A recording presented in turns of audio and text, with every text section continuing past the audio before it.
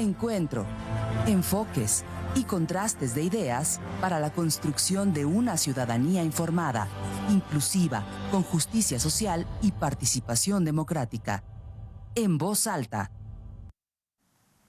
Hola, ¿qué tal? ¿Cómo están? Muy buenas noches. Antes que nada, feliz año y bienvenidos a su programa En Voz Alta, donde vamos a platicar de este arranque de año que ha sido, la verdad es que no necesariamente aburrido, normalmente tienden a ser lentos, por así decirlo, en las noticias. A lo mejor esperamos normalmente que a partir del lunes pasando Reyes empecemos a tener algunas noticias realmente de contenido y de fondo, pero la realidad es que este año nos tomó de entrada, ni más ni menos que por el relevo de la presidencia de uno de los poderes de la República, el Poder Judicial, importantísimo, quizá un poco más silencioso que otros, pero que ha tomado, afortunadamente cada día, al pasar de las recientes décadas, una importancia, de verdad, creo que la que realmente le corresponde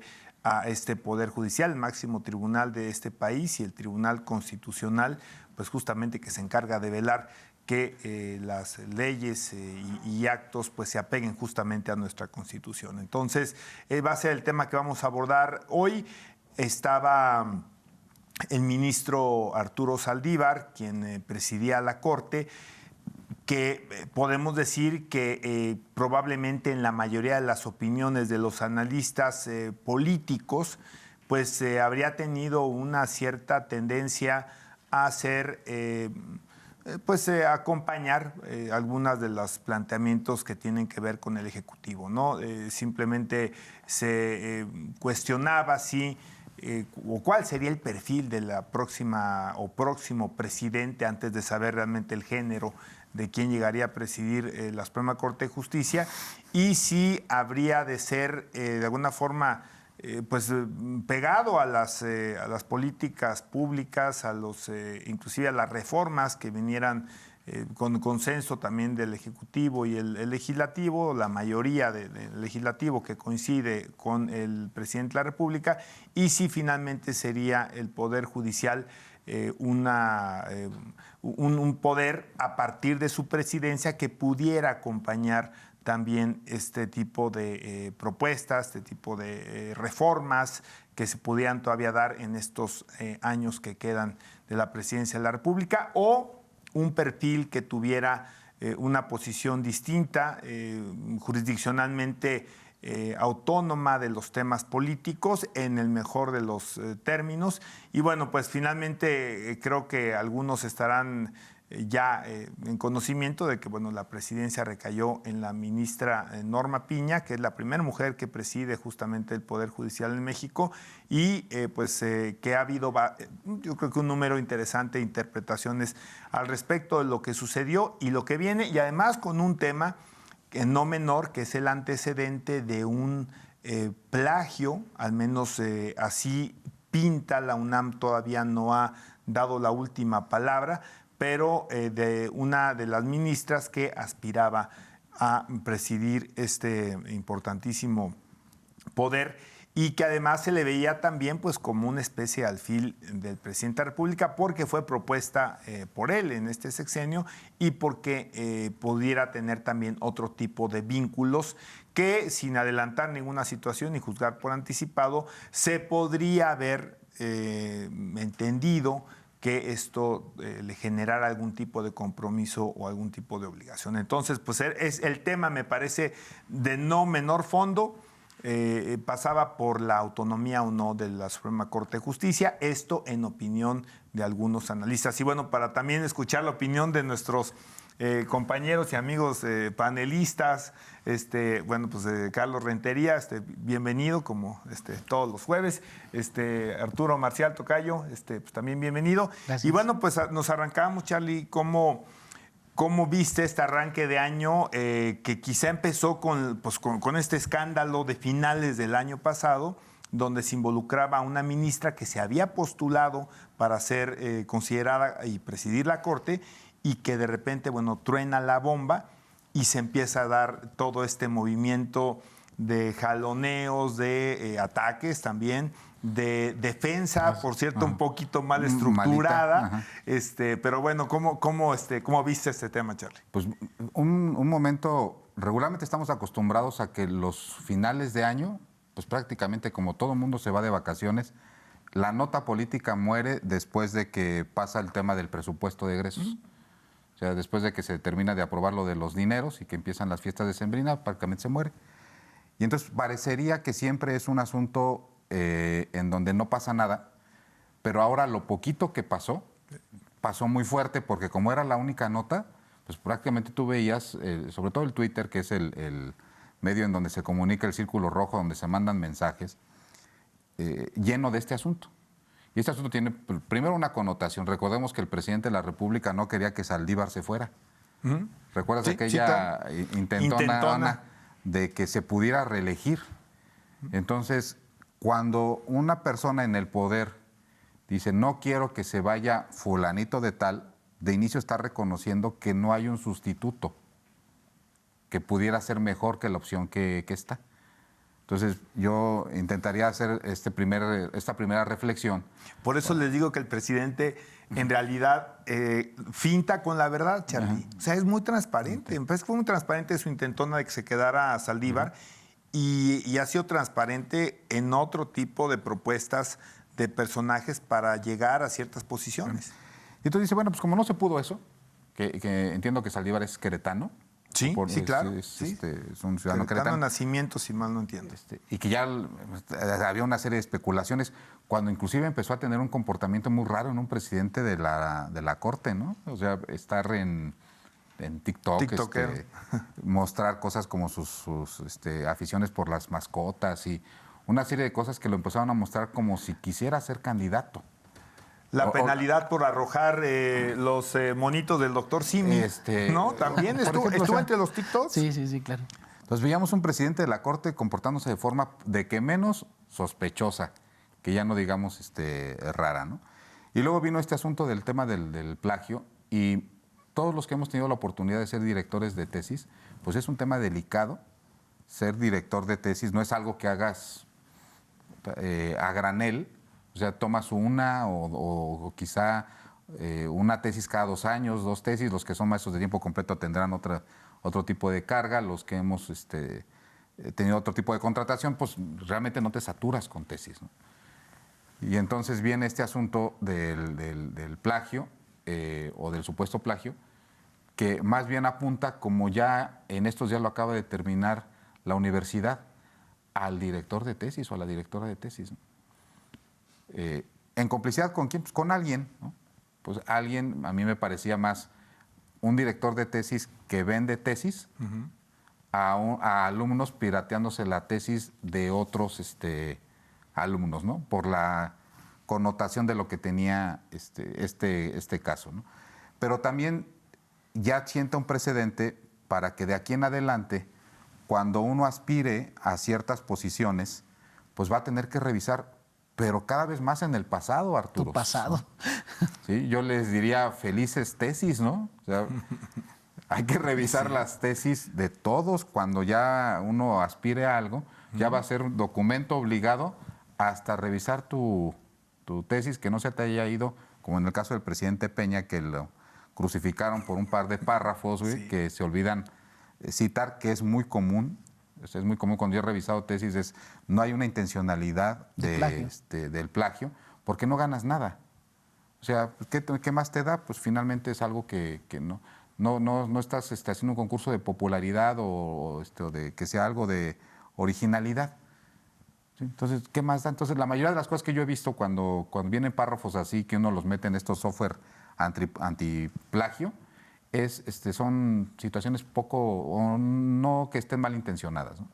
Pero ahora ya va a ser algo en los políticos, es revisa tu tesis y ve si efectivamente no hay algo ahí, porque va a ser motivo de escándalo. Ahora sí, como diría Felipe Calderón, haya sido como haya sido, no llegó. Y no llegó de una forma desastrosa porque tuvo un voto. El suyo, aparentemente, ¿no? Ajá.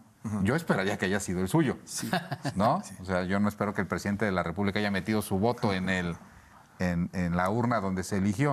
O sea, finalmente, funcionó el asunto de la presión para inhibir a sus compañeros ministros a que no se diera ese proceso de elección, y me parece que sirvió de justificación para elegir a alguien que representaba totalmente lo contrario, ¿no?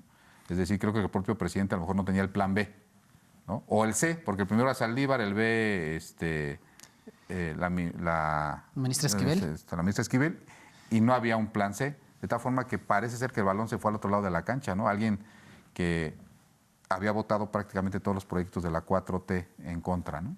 Sí. Hay un tema, tenía que llegar, y también para ir a la importancia obviamente y la trascendencia de esta decisión, había que llegar o es necesario que intervenga un investigador como Guillermo Sheridan en este tipo. Bueno, habrá que ver qué resulta, ¿no? Pero todo apunta a que efectivamente hay un plagio donde pudiera haber efectivamente ¿qué puedo decir? Un modus operandi de la directora de tesis, y donde algunos dicen, bueno, sí hay una persona corrupta que podría ser la directora de tesis a través de alguien que venda el servicio, que diga, oye, no te preocupes, tienes que hacer tesis, yo te ayudo. Y además, oye, pero se va a dar cuenta los tutores, no te preocupes, yo te consigo el tutor y ese tutor te va a pasar lo que yo te dé. Yo quiero pensar que así podría operar esta situación. Pero también hablan de que hay un corruptor. No, para que haya un corrupto tiene que haber un corruptor. Pero en este caso, no está siendo muy laxo digamos, el escrutinio o la pasarela, las audiencias que tiene que asistir quienes son propuestos por el presidente de la República en general, y no solamente esos cargos, a muchos otros, a Banco de México, a cargos inclusive la Comisión Reguladora, los por altos, ejemplo, ¿no? sí, o los altos cargos de Hacienda que pasan también por el Congreso. Hay muchos que pasan por el Congreso. No están siendo muy laxos. ¿A qué voy? En Estados Unidos, una audiencia de un candidato a este tipo de cargos son de este nivel de desnudar literal a la persona, al candidato, a la propuesta presidencial en cuanto a una serie de elementos de su vida profesional, pública e incluso privada. Personal. Yo me acuerdo, espero no estarme equivocando, del presidente que la propuso. No recuerdo si fue Obama o fue Bush hijo, quien propone a una señora para ser secretaria del Trabajo. Y en las audiencias dicen, oye, a ver, tú no puedes ser secretaria del Trabajo. ¿Por qué? Pues porque tienes un ilegal trabajando en el servicio doméstico de tu casa.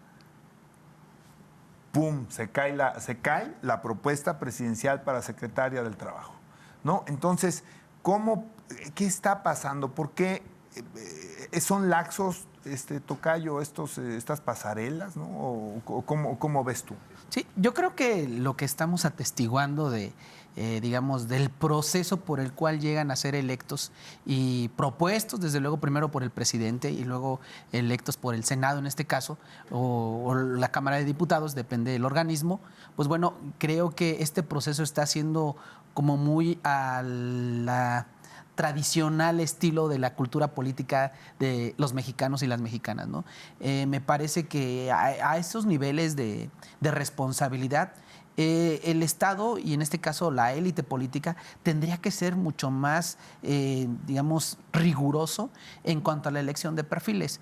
Yo creo que hay modelos de sistemas políticos en el mundo que nos dan cuenta que hay un grado de especialización enorme en cuanto a los funcionarios públicos. Uno entiende, ¿no? Hay responsabilidades que son de carácter político, hay puestos que son de carácter político y por lo tanto, pues bueno, son pues pagos digamos, de apoyos que se dan en campaña, ¿no? En algunos. Pero hay espacios técnicos, espacios que requieren especialización profunda, y en este caso se trata de ministros de la Suprema Corte. O sea, es digamos, del ser parte del máximo órgano de gobierno, de colegiado de la Suprema Corte de Justicia de la Nación, es ministro de la Suprema Corte. Pues necesitamos perfiles que sean especialistas en su materia, que sean abogados y que sean con trayectoria de larga data en materia judicial, ¿no? Yo creo que si hay uno de los poderes, Tocayo y Charlie, que que tenemos que cuidar del manoseo político es el Poder Judicial, ¿no? Yo había escuchado por ahí algunos académicos, sobre todo estos intelectuales orgánicos que pegan con la izquierda pero cobran con la derecha, que a lo mejor el Poder Judicial se tendría que someter a votación incluso popular. Digo, a ver, por favor, me parece que la aplicación y, digamos, la interpretación de la norma pues tiene que estar en manos de especialistas, es decir, gente que tenga un perfil técnico, que tenga la capacidad, porque imagínense, ponen en manos de funcionarios la libertad, por ejemplo, de individuos, ¿no? La responsabilidad o no en cierto tipo de actos, ¿no? Los diferendos que hay entre entes del Estado, los diferendos que hay entre particulares, digamos, la garantía, ¿no?, de los derechos individuales o los derechos que tenemos como ciudadanos, derechos que desde luego tienen que estar consagrados por el Estado mexicano y que requieren perfiles, ¿no? Y en este caso, Tocayo, yo creo que sí esto obedece a una, digamos, tradición arcaica de nuestro sistema político, que no hay un filtro más riguroso. Y que seguramente el presidente, pues, como otros presidentes, no solo López Obrador, sino como otros presidentes, pues atienden al pago de compromisos. Yo creo que ese pago de compromisos está bien para que lo hagas tu asesor personal, ¿no? Para que lo hagas director jurídico y le pones unos buenos técnicos alrededor. Pero ya titular de uno de los poderes, o en este caso, no lo sé, pues algún espacio que requiere especialización, aguas con eso. Sobre todo por la importancia, y solo no quiero hacer abuso del micrófono, pero recordemos que el Poder Judicial, y más en esta coyuntura, que a mí me parece muy bueno, lo analizaremos más adelante, pero el Poder Judicial en esta coyuntura, en este momento histórico del sistema político en México, se convierte en un poder que va a generar equilibrios, en todos los sentidos, en materia electoral, hasta en materia económica. Necesitamos un Poder Judicial fortalecido. Entonces, creo que toma relevancia el nombramiento de la ministra presidenta, porque el origen tampoco es de un tema. Entonces, eso lo abordaremos más adelante, pero ahí vamos, Toca. Yo creo que vale la pena pasar también ya ya analizar cómo queda finalmente la presidencia, cómo evidentemente queda la Corte, porque además sea la votación 6-5. Y ahorita me meto más al dato de los 5, porque no necesariamente quieren decir que estén con o del lado del gobierno, pero hay temas importantísimos en la agenda por resolver de la Corte, entre ellos la reforma electoral, que aquí hablamos, o el famoso Plan B, que hay una... O sea, presentado una acción de inconstitucionalidad y que finalmente llegará a ser atendido por la Corte, quien deberá decir si toda esta reforma violenta la Constitución o puede ser aplicable, o en qué partes sí, en qué partes no. ¿Cómo ves este nuevo balance de poderes en la Corte? ¿Crees que va a tener algún impacto importante? Mira, yo todavía no soy abogado. Pero casi. Todavía, casi. Estoy a punto, pero... Eres paralegal, Charlie, como dicen. Paralegal. Pero de lo que estoy más decepcionado es del derecho electoral. Ajá. O sea, es en donde he visto, no sé, a lo mejor nos está escuchando un abogado que se dedique a civil, uno a penal, pero yo que sí he visto de cerca el derecho electoral, entre las salas locales, entre las salas regionales y luego la sala superior, sobre todo en materia electoral, he visto unas contradicciones casi cantinflescas. O harían palidecer al Chapulín Colorado. ¿Sí? O sea, que en algunas cosas resuelven una forma y en otras cosas resuelven otra forma. Y tengo miedo, o sea, la realidad es que tengo miedo que le den una interpretación extraña a la reforma electoral y que se imponga o que se piense que ahora, porque ganó alguien que no propuso Andrés Manuel, que no estaba en sus planes, que aparentemente no esté ligado por Morena, se dé el efecto contrario. Un efecto legitimador de algo que no lo sea. ¿Sí? Porque bien decía Arturo, dice, bueno, pues ahorita se va a convertir en el equilibrio. Entonces, ¿quiere decir que cuando vote a favor es algo bien hecho? ¿Sí? A mí siempre me ha dado mucho miedo la Corte, te voy a decir por qué. Porque pues, es el que dice lo que la ley dice que dice. Además, en la última instancia, ¿eh? Sí, y para ahí ya no hay más. Ya de ahí ya te... Bueno, la Corte Interamericana, pero eso es un llamado a misa, ¿no? Yo no recuerdo ninguna reversión de nada, ni cuando Castañeda ganó en la Corte Interamericana, creo que jamás tuvo un impacto realmente en la legislación local, ¿no? Nacional. Fue político y finalmente después Claro. sí se consiguió. Sí, Pero, finalmente, luego se consiguió, claro. Pero esas cosas sí me terminan de dar algo frío. Yo creo firmemente que va a ser por lo menos una parte del equilibrio y algunas cosas ahí ya no pasarán. Pero las que pasen no necesariamente quiere decir que vayan a estar bien hechas o que vayan a estar consensadas, ¿no? Porque ya sucedió con el tema, con otros temas, ¿no? Como el tema de la reforma eléctrica, ¿no? Que ahorita va a ser motivo también de que vienen los canadienses a decir, pues sí, muy bien sus reformas, pero me parece que violan El acuerdo tratado, comercial. este otro tema, o los empresarios canadienses, etcétera, ¿no? Entonces, parece que viene una buena expectativa en el poder judicial, y a mí me espanta algo, porque decían, bueno, decía Andrés Manuel, el único que puede curar de la corrupción al Poder Judicial era Saldívar, y si no, pues era la ministra que él proponía, ¿no? Y también algo que me da mucho miedo es la justificación del tema del plagio.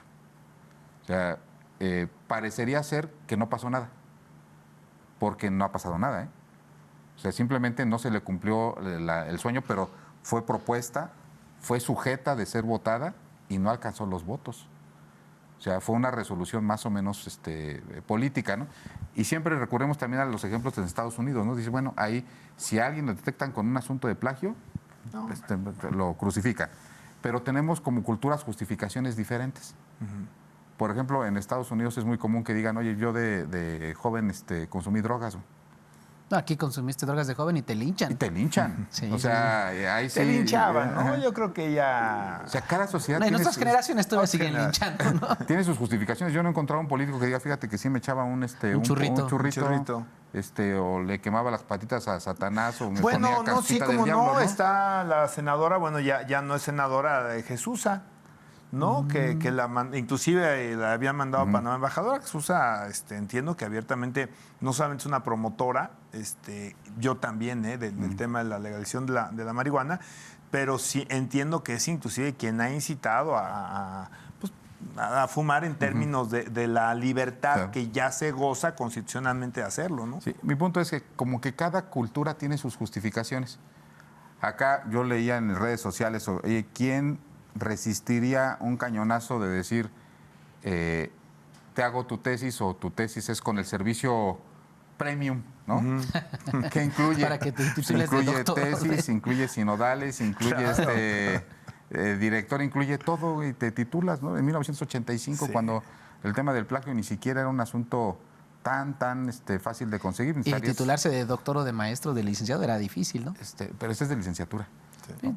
Ahora, ese ya es otro tema, ¿no? Pero prácticamente las tesis de licenciatura como forma de titulación están en peligro de extinción, ¿no?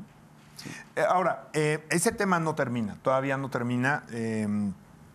Yo escuchaba una entrevista recientemente del director de la Facultad de Derecho de la UNAM, que dice, no está en nuestra cancha. Lo que está en nuestra cancha es el tema de la maestra, ¿no? de la tutora. Y lo de la ministra está en manos de otra área de la UNAM, porque ella hizo... Perdón, la verdad es que no recuerdo el campus donde ella logra ese título como licenciada en Derecho, que no es propiamente el de la Facultad de Derecho de la UNAM, que está en centro universitario, y le corresponde a otra instancia decidir si hubo o no el plagio, y a partir de ahí, bueno, pues podría haber decisiones administrativas que dijeran, te retiro tu título de licenciado Pero, en a ver, Derecho. yo tengo esa duda. ¿Una universidad te puede retirar el título? Yo creo que acabaría siendo sujeto a una controversia jurídica, y luego ahí viene otra situación. A ver, échate un tiro contra una ministra de la Corte. Yo quiero ver el valiente que falle en contra, ¿no? Es alguien que se quiera hacer muy popular, pero, Bueno, también podría ser, ¿no? pero podría ser a lo mejor un caso, yo no he conocido, ¿eh? Sería interesante tener una visión jurídica de decir, oye, una universidad, después de haberte otorgado el título, ¿lo puede quitar? Y si eso de quitártelo también te quita la cédula, que ese sí sería el acto administrativo. ¿Sí? Claro. Me queda claro, si por ejemplo, si una universidad pública retirara un título, sería un acto de autoridad, porque es una entidad pública. Entonces sería sujeto de amparo, ¿no? Sí. ¿Estoy Sí, bien? sí. ¿Sí? Porque es un acto, ese acto sería sujeto de amparo. Y si te quitan la cédula también, pero si fuera una universidad privada. Bueno, a ver, pero vamos a dejarla que esta es pública porque estábamos hablando de la Corte, porque la consecuencia del artículo 95 constitucional dice muy claramente en el la fracción tercera, dice que deberá ser licenciado en Derecho. Si te revocaran, digamos, si te retiraran tu título de licenciado en Derecho, pues ya no cumplirías con ese requisito, ¿no? Oye, es que no puedes aplicar retroactividad. Bueno, no es un cambio de ley, no, pero es una circunstancia superveniente, si quieres todo. Pero, pues a final de cuentas ya no cumplirías con ese requisito. Y luego el cuarto remata, ¿no? Ser tener buena fama pública, ¿no? Entonces, no, bueno, pues... Eso es muy subjetivo. No, bueno, Sí. se supondría que una persona... Esto es en el tema de la especulación porque no sabemos cuál va a ser el fallo que se va a dar. Pero se supone que una persona que se plagie una tesis... No tiene buena fama. Pues no tiene buena fama pública, porque además lo que han hecho hoy las redes, los medios y todo lo que existe hoy en estas capacidades de comunicación, pues es generarle una mala fama pública, ¿no? Entonces, tocayo, ¿qué va a pasar? ¿Qué va a pasar? Tengo una duda jurídica, y esa es duda, ¿eh? ¿Qué es lo que te hace licenciado en Derecho, el título o la cédula? Yo entendería que es el título y la cédula la requieres para el ejercicio de la profesión en términos de la representación. O sea, ¿podría haber sido candidata con título ¿Sin pero cédula? sin cédula? Es buena pregunta. Es buena pregunta. No lo sé, yo supongo que no. O sea, supongo que no en términos de los requisitos, a ver cómo acreditas, no, pues el título y ahí te va la cédula. No, porque digo, bueno, si este tema del plagio en universidades públicas que está muy tutelado y muy cuidado existe, pues imagínate ahora que la mayoría de las titulaciones de licenciaturas ya no se dan en universidades públicas, sino que pasan por universidades privadas. O sea, ¿cómo se está regulando eso y si esto es posible? O sea, que en algún momento, dentro de 10, 15, 20 o 30 años, alguien que llegue ahí encuentre facultades en algún lado, ya sea por plagio o por cualquier otra cosa, y decida retirarte el título. O sea, hoy parecería ser una razón válida, pero ¿qué pasa si dentro de 15 años se le aplica en Artura y no es válida? Sí, Sí, claro. O sea, queremos dar esas oportunidades a algún funcionario futuro universitario de hacerte ese daño, de retirarte tu título. Sí. No, es un tema escabroso, ¿eh? Es un tema escabroso. Sí, yo creo que allá va que estar atentos al desenlace final y fatal de que va a concluir la UNAM, porque entiendo que la parte, digamos, de persecución del delito en la Fiscalía de la Ciudad de México creo que se cerró, ¿no? Entiendo que no avanzó en ese tema, ¿no? Andamos cortos de tiempo, tocayo, para irnos al corte, pero yo creo que ese es otro tema, porque ahí el asunto sí es un tema de un... O sea, puedes irte por la vía de que persigas un delito, argumentando a lo mejor que no ha prescrito, ¿por qué? Pues porque acabas de conocer del hecho, etcétera, ¿no? Y por otro lado, no necesariamente alguien tiene que perseguir un delito, en este caso particular, para que pudiera darse la situación donde se tomara una determinación por parte de las autoridades universitarias de retirar el título, que no va necesariamente ligado el uno con... Es decir, no es consecuencia el administrativo del penal, ni si se toma una decisión administrativa necesariamente tiene que procederse a lo penal, si es que se encuentra un elemento que ya prescribió, que no se puede seguir, ¿no? En fin, pero ¿por qué no vamos a un corte y seguimos platicando y también ampliamos un poquito más la perspectiva de la Corte? Estás en Voz Alta, regresamos. Continuamos en Voz Alta. Estamos de regreso ya aquí en Voz Alta. Vamos a arrancar ahora en esta parte contigo, tocayo. A ver, se ha tratado de contestar la pregunta de quién gana, quién pierde. ¿No? Que si gana la justicia, que si gana inclusive los funcionarios de carrera judicial, porque la ministra y presidenta Norma Piña es de carrera judicial y está formada desde abajo en el Poder Judicial de la Federación. si ganan los conservadores, o quién pierde, ¿no? Realmente pierde el presidente. El presidente ha manifestado que esto demuestra que hay autonomía en el Poder Judicial. ¿Cuál es tu balance con respecto a esta situación de ganadores y perdedores con respecto a esta decisión que se dio de la nueva presidenta de la Corte, de quién fue y de quién no fue? Y quién pudo ser, ¿verdad? ¿Quién pudo ser? Sí, yo creo que habría que hacer el análisis en torno a las figuras que estaban, digamos, de alguna otra forma, siendo empujadas por agentes externos. Es más que evidente que López Obrador tenía un interés con la ministra Esquivel, eso es evidente. No quiere decir que López Obrador haya perdido, pero yo creo que si no se concretó su plan B, digámoslo de alguna otra forma, y que desde luego hay otro de los ministros, que si no mal recuerdo fue funcionario de Felipe Calderón, ¿sí? ¿Estoy en lo correcto? Sí. Y que desde luego pues tuvo 5 votos de los 11 y que también yo creo que sí representa un sector un poco más conservador del pensamiento en México, y que desde luego ahora con la elección de la ministra Piña, pues yo creo que es un guiño para las feministas de este país. Yo recuerdo a esta ministra, sobre todo en una resolución de la Corte en el 2017, me parece, en relación al aborto, la legalidad del aborto. Perdón si no me expreso bien, pues no soy abogado, pero en ese sentido ella hacía un análisis en su intervención respecto de cómo estaba juzgando la Corte en aquel entonces, a veces de forma conservadora, ¿no? Y decía, ojo, porque cuando es violación, por ejemplo, los tiempos no se convierten en cosas importantes para el aborto, pero cuando es voluntad de las féminas, entonces sí. Entonces ella mostraba una postura pues muy liberal, y que creo que al margen de que ha sido propuesta por Peña Nieto, porque yo creo que más bien su trayectoria la avala, ¿no? Como bien lo refieres, viene de una carrera judicial, y creo yo que sí o sí es un guiño para las feministas de este país. Me parece que también llega con digamos, siguiendo una estela de Saldívar en torno a ir teniendo un papel de la Corte pues mucho más contemporáneo a lo que se está viviendo en México, ¿no?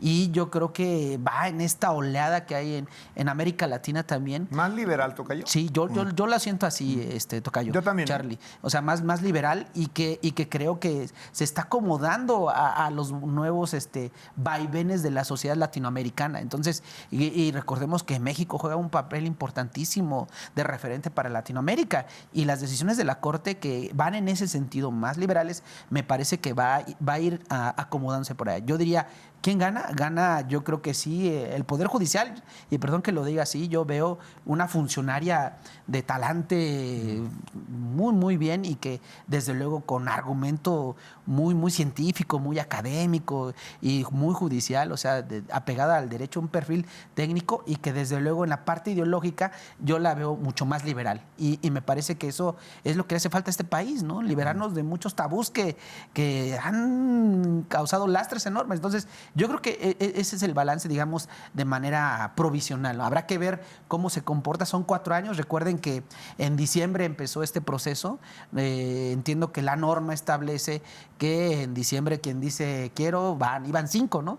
Recuerdo que decían 5 los primeros días de diciembre, andaban ahí en el cabildeo, en la campaña, y al final quedaron entre este ministro que se apellida Gutiérrez Ortiz Mena. y la ministra Piña. Entonces creo que por ahí va el tema de quién gana, ¿no? Pero fíjate, ¿Quién gana, Charlie? No sé si quieras abundar en ese tema. No, te voy a platicar la experiencia personal, ¿no? Regularmente siempre hay mucha emoción por elegir el presidente de un órgano colegiado. Pues acá finalmente siguen siendo 11 y nada más bajas a 1 y subes a 1, ¿no? Pero siguen siendo los mismos 11. O sea, si hoy en teoría subiera una votación, pues tendría o debería tener el mismo comportamiento que la última que existió, porque pues no cambiaron los ministros, nada más cambiaron el presidente. Yo he visto presidentes de órganos colegiados sin poder, porque no entienden la naturaleza de donde están sentados.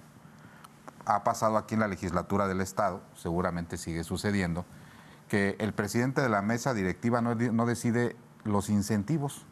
Los incentivos están en las comisiones que manejan el dinero, que regularmente es la Comisión de Planeación y Presupuesto. ¿Sí? Entonces, cuando tú tratas de buscar un acuerdo legislativo, pues los integrantes del órgano colegiado buscan de forma natural los incentivos y evitar los castigos. Y así haces los acuerdos políticos. Pero yo he conocido muy pocas personas que saben manejar ese arte. Entonces, he visto presidentes de la mesa directiva de la legislatura local o presidentes aquí del Poder Judicial local sin el menor tema de poder. Y he visto otros que no lo encabezan ejerciendo y logrando los acuerdos. La presidenta de la Suprema Corte de Justicia de la Nación pues tiene las dos características, desde de la Corte y del Consejo de la Judicatura, que es la parte administrativa. La parte administrativa y también la parte de los castigos. ¿Sí? Sí. Sí, las sanciones a los jueces, ¿no? Que no se portan bien. Entonces, ¿cómo vas a lograr los consensos ahora teniendo todo ese poder? Uno, ¿lo va a usar? Dos, ¿sabrá cómo se usa? ¿Sí? Entonces, ahí me parece que sí podrá haber un triunfo sobre la propuesta que tenía el presidente, pero a lo mejor en ese ánimo, como lo he visto en la mayoría de las ocasiones, se puso alguien que no sabe en dónde está sentado. Y entonces es posible que alguien más, porque el poder nunca está vacante, ¿eh? Sí, siempre hay alguien ejerciéndolo.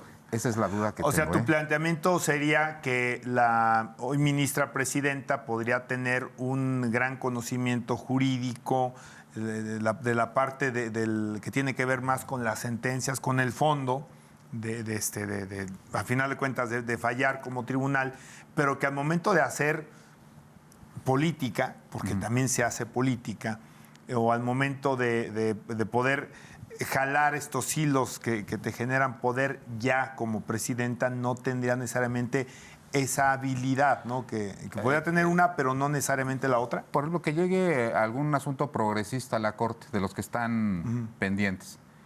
Y tú vas a decir, bueno, pues como la presidenta es progresista, pues el asunto va a pasar. Pero si lo opera muy mal, porque no sabe manejar este sistema de incentivos o de castigos con los demás integrantes de la Corte, pues simplemente le van a salir los asuntos votados en contra. Y entonces pues, el progresismo no habrá avanzado en la Corte porque puso a alguien que no sabe usar las herramientas del sistema. ¿Sí? Me encanta, por ejemplo, el tema de Andrés Manuel, que juega exactamente con las herramientas del sistema, esas que tanto criticó, pero ahora las justifica diciendo, son buenas porque las uso yo, güey.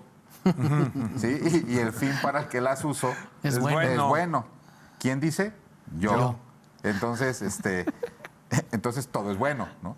Pero las usa. ¿Sí? Entonces, lo malo es ver a alguien sentado arriba de una serie de herramientas que no use, ¿no?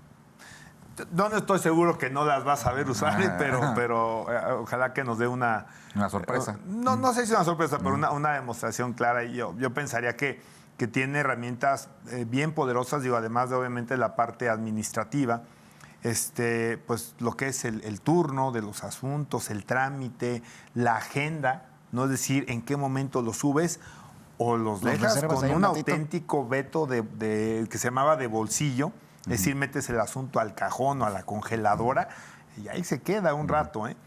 Al menos el rato suficiente para poder evitar que tenga las consecuencias que parecía que ser el asunto que se buscaba un poco con el control, el supuesto control de la presidencia. Todo esto entra entre las lógicas de los supuestos, ¿no?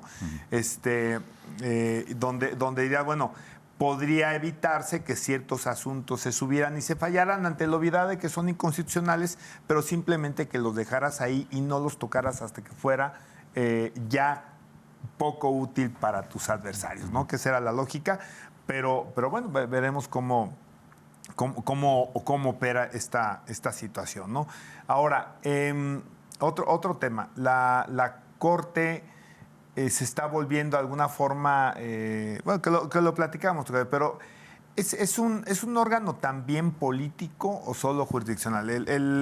El caso, por ejemplo, de nuevo, el caso de Estados Unidos, quizá porque están muy documentados por la lógica de la vecindad y muchas situaciones, ¿no? Creo que no hay el mayor empacho en decir que la Corte en Estados Unidos es hoy una Corte conservadora porque Trump logró, a través de las designaciones que le tocaron, ahí son vitalicios, ¿eh? Entonces, pues a él le tocó la situación de que algunos fueron muriendo él tenía la posibilidad, o la jurídica, tenía la facultad de proponerlos y de empujarlos en el Congreso teniendo no mayoría, logró poner a sus jueces, ¿no? Que en este caso son el equivalente de ministros de la Corte, y la Corte es conservadora. Eso bueno, tan es así que echó para abajo la histórica decisión donde le daba a las mujeres el derecho a abortar y la revirtió después de más de 50 años, una cosa así, que era un elemento ya prácticamente donde se había dado por descartado que esto pudiera ser alguna vez retado en términos jurídicos de que se fuera a revertir, ¿no? Como finalmente sucedió. Entonces, tenemos una Corte liberal hoy y se ha logrado a través, y quizá no solamente a través del presidente López Obrador, sino otros que han propuesto ministros liberales. Yo creo que sí, Arturo. Y en el desahogo de los procesos que se vayan dando a partir de este momento, de los 4 años, que duran 4 años, entiendo, en la presidencia, yo creo que vamos a ser testigos de una continuidad del estilo que venía desarrollando Saldívar. Yo lo veo así. Me parece que tocas un punto medular en cuanto al papel de la Corte, porque en la coyuntura en la que estamos actualmente en el país, en el ambiente político, en el ambiente social y en el ambiente económico, seguramente llegarán a la Corte decisiones que habrán de poner punto final a controversias que vamos a entrar a poco tiempo, ¿no? La primera de ellas pudiera ser la materia electoral. El día pasado escuchaba a Lorenzo Córdoba, decía en los 8 años que tiene el INE, o en la etapa ahora se llama INE, que antes que fue IFE, no había conflictos postelectorales, ¿no? En términos, digamos, de violencia, ¿no? Sí había diferendos en términos jurisdiccionales, pero que, bueno, no llegaban a conflictos ya serios de violencia. Entonces, creo que la Corte va a jugar, no en términos electorales en cuanto a la ley, ¿no? Porque recordemos que el Poder Judicial, los diferendos electorales se dirimen en el Tribunal Electoral del Poder Judicial de la Federación, pero me parece que la Corte va a asumir un papel relevante para generar estos equilibrios, y yo creo que va a ser un poder equilibrado.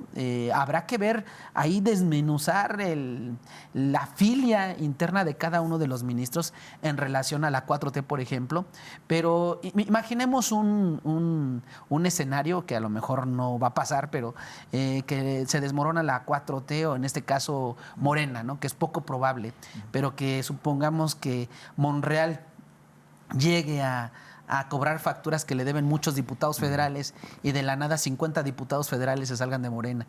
Va a haber cosas que no van a alcanzar, ¿no? Y que si es inconstitucional o no, ¿quién lo decide? La Corte. Y entonces la Corte va a jugar un papel relevante en materia política, tocayo, Charlie, donde va a ser el fiel de la balanza para resolver asuntos que van a impactar muchísimo, ¿no? Y lo que creo que va a ser lo primero en materia político-electoral va a ser esto del plan B, ¿no? Por la oposición que quiere que la Corte le entre al tema, ¿no? Ahora, el tocayo, Charlie, yo creo que es frecuente, ¿no? Tocayo, el tema del feminismo, que creo que en varios puntos lo has sacado y ahorita también lo comentaste.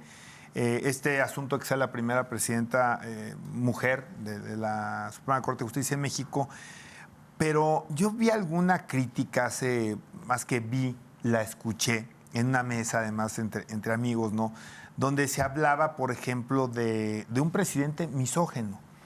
Dije, oye, pues es que los datos duros, los hechos no lo acreditan.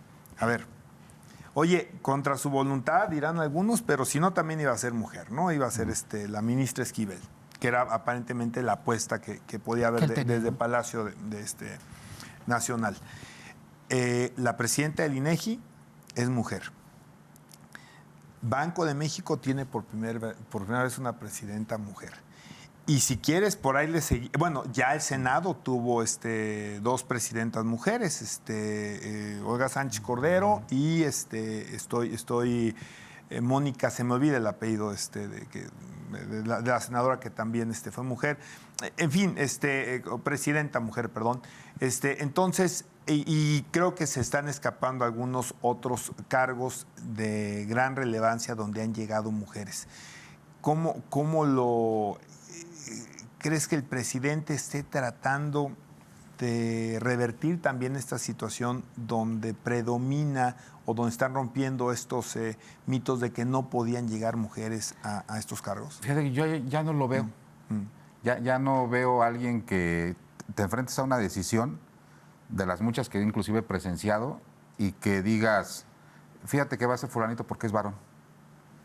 Ya me parece que ya son otras muchas valoraciones y esa es una, yo creo que debe ser ya de las últimas. Ya no es, o por lo menos de las que yo comparto en el servicio público, que son, que creo que son gobernadoras, amplias. se me olvidó, por cierto, la cantidad de gobernadoras que hay. No veo ese criterio, veo más bien el asunto de las amistades, de las complicidades, de las relaciones, de una serie de requisitos los negocios. Antes de los negocios, antes de, que a lo mejor pueden ser peores inclusive, ¿no? Sí, claro. Antes de que si es hombre o es o es mujer, Vale. ¿no?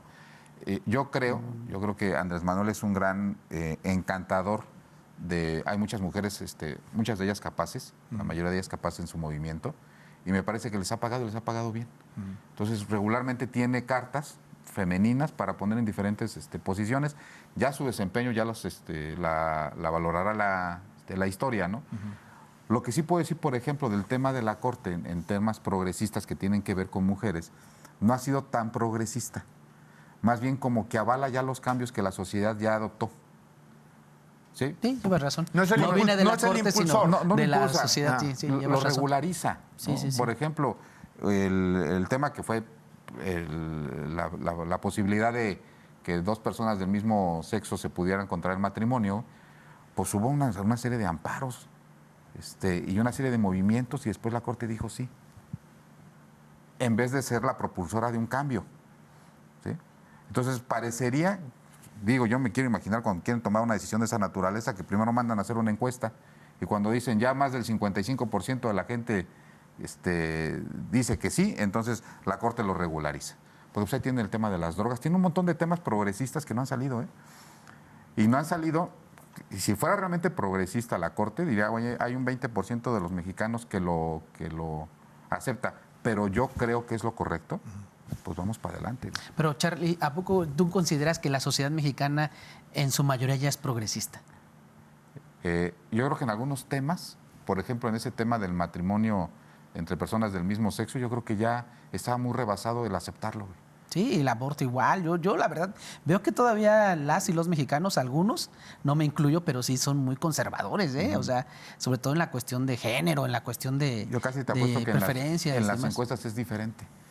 O sea, yo quisiera ver un tema que las encuestas estuvieran en el punto, pero que fuera un tema relevante para la sociedad mexicana y que la Corte dijera, va sobre este asunto. No Es que será más entran bien- muchos factores, Tocayo. O sea, creo que se habla mucho que la decisión, por ejemplo, que se tomó en la Ciudad de México en épocas del canciller Ebrard, hoy canciller, se hizo una decisión basada en quienes estaban, digamos, quienes podían tener esta tendencia, ¿no? En ese momento, pero lo que luego se olvida es un grupo muy grande que simpatiza o no penaliza, ¿no? Entonces, eso es lo que te genera estas mayorías, aparentemente, ¿no? Y quizá aquí los extremos son los totalmente liberales, progresistas o que están apostando por alguna reforma que podría considerarse medio radical, los que están en contra, que son los extremos, y luego te tienes que ir a los medios que me dicen, ¿sabes qué? Yo no. A ver, yo te decía, yo nunca he fumado marihuana.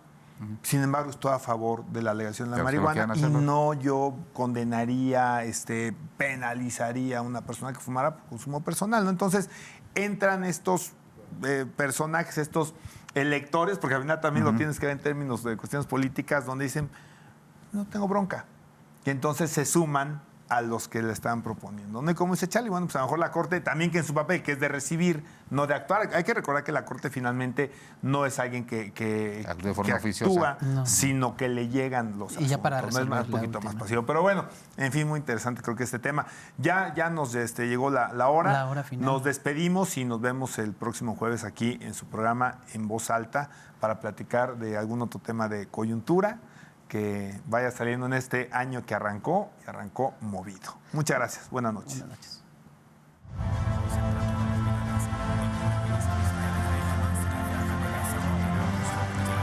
Gracias por acompañarnos en esta emisión.